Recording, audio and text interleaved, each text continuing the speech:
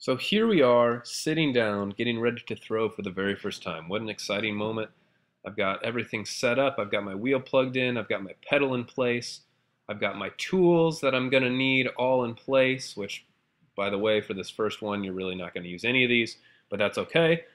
We still got to practice being ready. And now we see I have my bucket of water. Now notice all the buckets you have a black line on the bottom.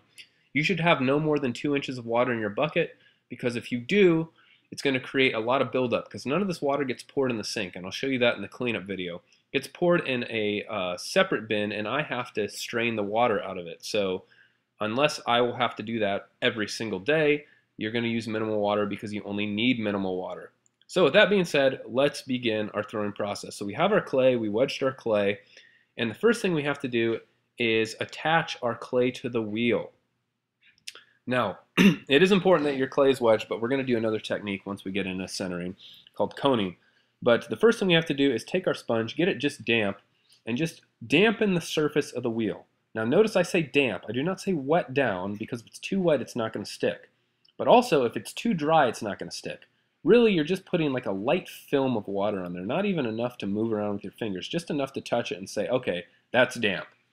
So that's really important. So the next thing we're going to do, turn on my wheel, and see how the center, we're really focusing on that center point. Now, I cannot emphasize how important this is. Keeping your piece in the center is crucial. Every other thing you ever do is based off it being in the center. Now, I know in hand building you can get away with some things and say, oh, okay, if I can't roll slabs that good, that's okay. Or if I can't roll coils, I'll just, kind of fib that project and get on the next one. But if you cannot center, you will not make anything successful in this classroom. So that being said, it's very important that we do it this way. So what we're going to do is we're going to put our clay in the middle. And, it's really, really important that it stays in the middle. Now, at first, when we put it on the wheel, it's not going to be completely in the middle. And I'm going to go ahead and adjust the camera so we can see a better view. But before we do that, notice where I'm sitting. Now, I'm still pretty far back, so I'm going to go ahead and scoot up, and you want to get as close to the wheel as you can and really wrap your legs around the wheel and really stabilize your body. As a lot of people think, they think throwing is with your hands and arms. Now, you don't use your arms, you use your hands, but we'll get to that in a second. So let's make sure that our nose is lined up straight with that center point, and we're going to put our piece hovering over that point. And before we put it on there, what we're going to do is make sure that our elbows are tucked into our hips, because that's going to give us a nice consistent flow. So before I attach this, I'm going to go ahead and get my elbow. I'm just going to set my piece there. I'm going to get my elbow and really tuck it in right in the crease of my hip, between my leg and my hip. And I would do that with the other hand too, but I'm busy holding the camera. So I'm just going to take it straight up and thunk it right down. And I'm doing that with my nose right over the center of the wheel so I can really see the center spot, and you're going to aim for it. Now, as long as you're close, that's good. If it's off to one side, if it's like an inch outside that middle circle, you should probably redo it. And then I went ahead and gave it 3 smacks to make sure it's attached. And the next thing we're going to do here is what's called slap centering. Now I've got it on the wheel. I'm going to go ahead and readjust the camera real quick so I can show you with both hands how to slap center. So now I've got both hands available. I got the camera mounted, and I'm just going to show you how to slowly turn it, and at a 45-degree angle, I'm just going to smack the clay with both hands. And I know this looks chaotic because the camera's attached to me. It looks like I'm going through an earthquake. But go ahead and just smack it. See how already we're starting to get it a little bit more centered. It's starting to look more round. It's starting to look like that gumdrop shape that we're going for.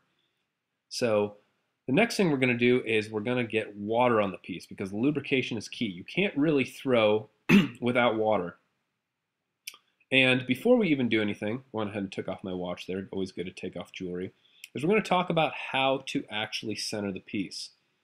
So one key thing is what your hands are going to be doing. So my left hand is going to be the hand that pushes in on the piece, and my right hand is going to be the hand that pushes down on the piece.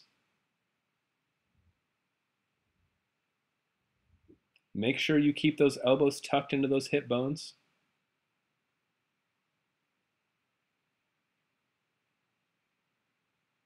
And then we're going to go ahead and just put your hands around the piece and just kind of feel what that feels like. You really want to focus on getting your hands to become that mold. And see, I'm demonstrating here, if you pick your elbows up, this is what happens when the wheel gets going. Your hands get shifted around, they get kind of dodgy. You might try to flex it out. Even the strongest of guys can't really get it, or ladies, can't really get it on center. So it's really important that you keep those elbows tucked and you're using your body weight. We're leaning into the piece with our whole body. We're not pushing with our arms, we're leaning our body weight into the piece. So what I'm demonstrating here is that we really want to create a mold for the clay to get shaped into. Some people like to overlap their hands. It really doesn't matter, but you're kind of making a cup shape. You want to make a mold. So think if you had a bowl and you shoved the clay into a bowl. Obviously, it would turn the shape of that bowl. That's the same thing we're doing, except in this case, our hands are the bowl rather than an actual bowl.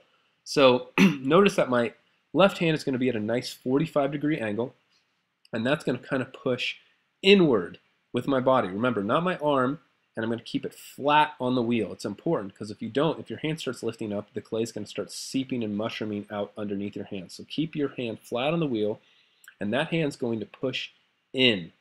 That's going to be my in pushing hand. And my other hand, my right hand, is going to be my down pushing hand. So if you think about it, the clay is spinning into your hand and you're pushing with one hand and pushing down with the other hand, in and out, it's really going to have nowhere to go. It's going to have to mold into the shape of your hands, and that's the whole goal here. And there's different ways I'm demonstrating here. You can interlock like this or like this. It really depends on your hand shape or size. You can do the good old-fashioned karate chop. You can do flat-handed. There's no one right way to do this, but really whatever gets you the best results. So we're going to go ahead and put water on the clay. I know this can be scary the first time you do this. Get it spinning just a little bit. Fast speed. Get used to the wheel. Don't get scared of it spinning fast. And before we go ahead and center, I'm going to show you another practice called coning.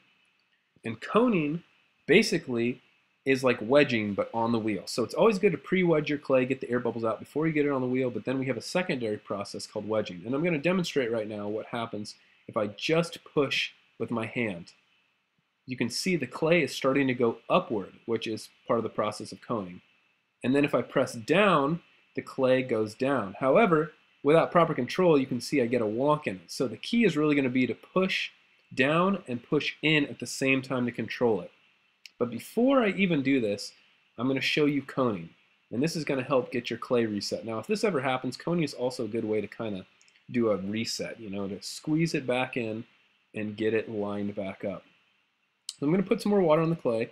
Remember, you don't have to drench your clay in water all the time, but it is good to keep the surface lubricated. So I'm just basically going to pull my hands together. I'm not going to lift up too much. I'm going to naturally let the clay squeeze up between my hands and just kind of center that way a little bit. So this is coning. So I'm just pressing, and now I'll lift up my hands just a little bit, and I've got a cone. That's why we call it coning, because you make a little cone. Re-wet the piece. I'm going to squeeze it a little bit more and maybe drag the clay up just a little bit. And this is a good way to get your clay lined up before you go to center. Now that this is lined up, I went ahead and put slip all over my hands.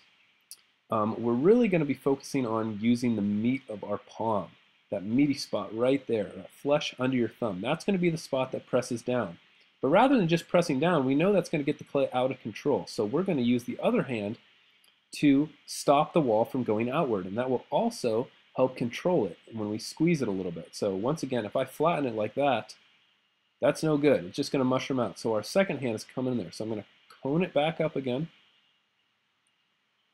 and then I'm going to take that fleshy part of my hand and press down, but this time I'm going to lock in my thumbs with my other hand, wrap my fingers around, and as I press down, I'm creating a barrier. And see, already the clay is under so much more control. And this is basically how we center, and we're just going to continue doing this. So pressing down and squeezing in at the same time. And you can see that my clay is slowly going to come under control, and it's going to get a little bit shorter.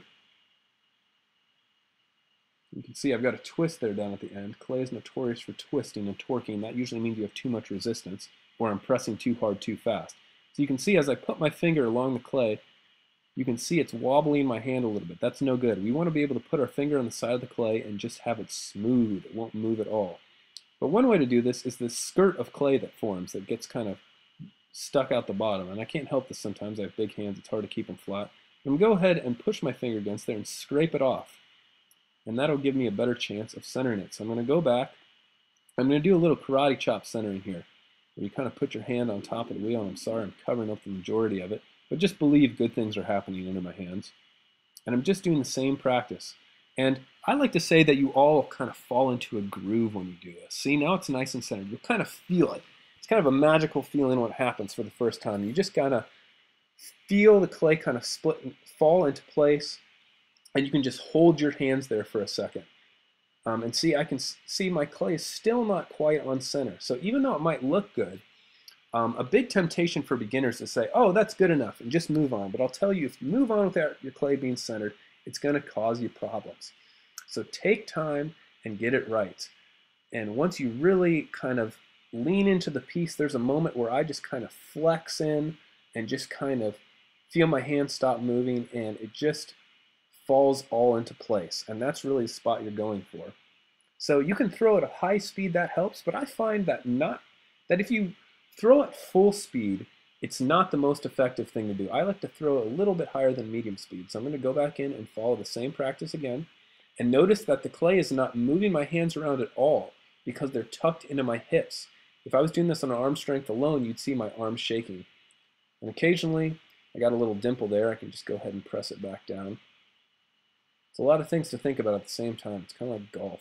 Every little move and pressure and touch you do matters, which is a good point I can bring up right now. Don't ever touch your clay unless you have a purpose. Let me repeat that. Don't ever touch your clay unless you have a purpose.